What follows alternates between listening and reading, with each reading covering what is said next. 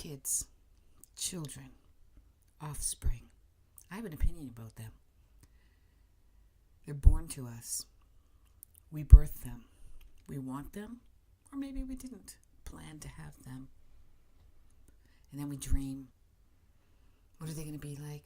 Who are they going to look like? They're going to be so close to me. I'm going to dress them a certain way. They're going to love everything that I love. Or maybe they'll be unique. They'll be different. They won't be as shy as I am. They'll be more outgoing than I am. And then we have these tiny little human beings where souls have entered into the vessels called the body. And they have chosen this vessel. They have chosen this body. They've chosen their environment. And they have chosen you. You are part of that environment. You are where they want to learn their biggest karmic lessons. Dun, dun, dun. And that's where the danger, the reality, the bliss, the abundance, the full of love lesson begins. In fact, if you want to add to this, you chose them. There was a karmic agreement before this all happened. Now, it's not like some people think where you both go into some cloudy, white, pure room and you sit down with the powers that be and you write out a contract and an agreement that you will be born into this lifetime with that one person or those two people out of the billions that they could choose from. They chose you. I'd like to think it was that special. But really, my belief, my philosophy, what Spirit tells me is that these are karmic connections. And what that means is that most of us have a karmic family.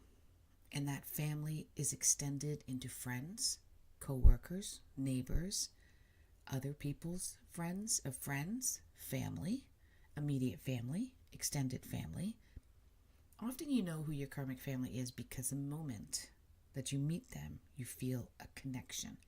And that could be a very comfortable, homey-like connection, or it can be a connection where you just can't stand that person the minute you meet them. And that's because they come from your karmic village. Okay? I like to look at it as a karmic village. And you tend to gravitate towards each other in every single lifetime. Now, the reason that you gravitate even towards the one that you have disdain with, which can come in the form of brothers, sisters, friends, lovers, partners, parents, co-workers, bosses, is because there's some unfinished business. You've had an unpleasant experience with them in the past life. You have had a very pleasant experience with them in a past life. And so you're here to support each other, to comfort each other. Except you're in a different environment. You're in a different outfit. You're in a different vessel. And so it has a different taste, a different color, a different smell, a different essence. Okay, I'm using those as metaphors. And so you're not going to react exactly like the last time. So you do have to be reacquainted with each other in this new body, in this new mind, in this new thought. But something will connect. And many times, not always, but many times, we will reconnect and we will choose, this time you will be the mom, and this time I will be the daughter. This time you will be the father, and this time I will be the son. This time I will be the parent, and this time you will be the child. Okay, you might have been best friends in a past life. You might have been enemies. You might have gone into war, into battle with each other. I might have been your sergeant, and you may have been a soldier.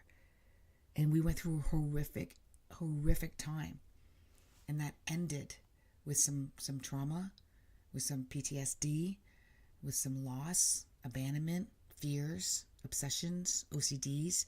And so we're going to be reborn so that we can work this through together, because only our souls can connect that way. We experience this together. We're going to only want to gravitate towards each other. Let's say you had a past relationship in a past life where you had a terrible, horrible experience with your father. And it ended in hatred. It ended in despair.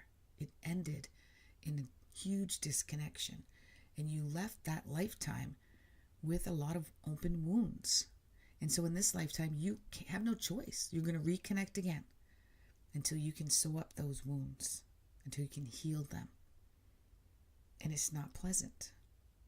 And so your children, most likely, is that type of karmic connection.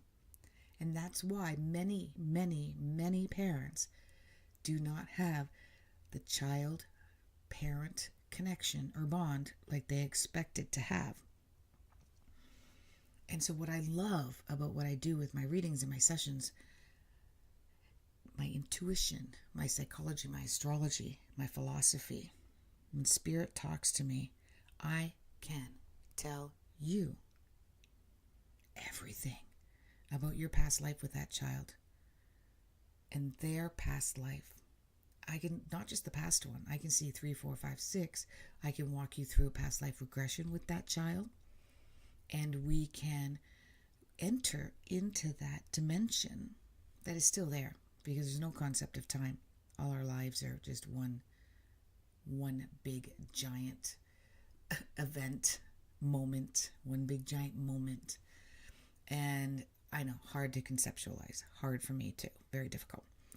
However, in our human form, the more that you understand who your child is, why your child is the way that they are. So for instance, when I look at their sun sign, I can see, when I look at their chart, I'm looking at the map of the sky, the day, the moment that they took their first breath in this lifetime. And why are 20 other children that are born exactly in that same place, or 100 other children that are born exactly in that same city, why aren't they exactly identically the same? Because there's nurture versus nature. They're in different environments. So different parts of their personality traits will react and respond and morph into different combinations. Okay, different combinations according to their environment. But there will be a similarity. So they're very accurate similarity, just the stories will be slightly different. And so their sun sign is here. What are they here to learn? What characteristic traits are they here to develop? Their moon sign is, how do they relate to mom? What are their needs? How do they act when they're emotional? How do they act when their needs aren't being met? And then there's their Mercury, which is about communication. So how do they communicate? How do they speak when they're upset? How do they speak when they're excited? How do they talk? How do they receive information?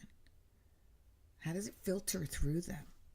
Does it filter through them with joy, with anxiety, with drama?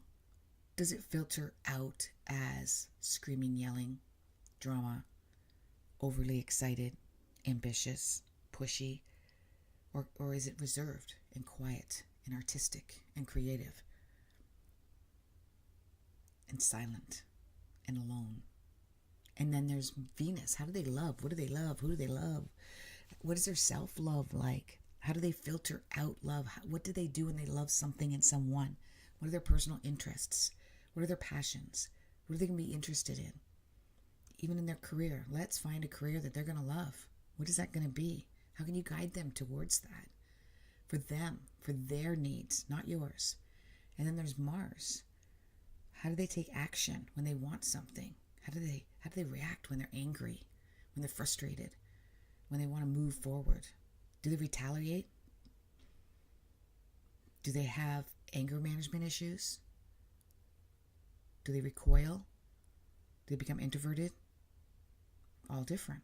And then there's an interweaving of these planets, and those are the 5 personal planets. Then we have Jupiter, Saturn, Uranus, Neptune, and Pluto, and those are the external ones. And how do they all react with each other? Oh, let's say the moon, which is all about emotions, is opposing Neptune, Well, your mother's been missing in your life. There was a distance. Possibly she was missing because she had mental health issues or drug issues, or she was fanatical religious, or she just wasn't there, or you were adopted. Right? So all of this makes a big difference. And then what about yours? Mom, dad, parental, guardian? What about your chart? And how do they mix together? Are they oil and water? Right? Are they apple and oranges? How do they intermix? How do they oppose each other? How do they get along? What parts of your personality is going to be in conflict with theirs? And how can you handle that? How can you react to that? How can you make it work? Because you can make it work. You can rearrange, readjust, recalibrate, understand on a deep, deep level your child. And I don't care if your child is 0, 12, 25, or 40. Any time is a good time to understand them and understand why this relationship you have with them exists. They have karmic lessons, you have karmic lessons.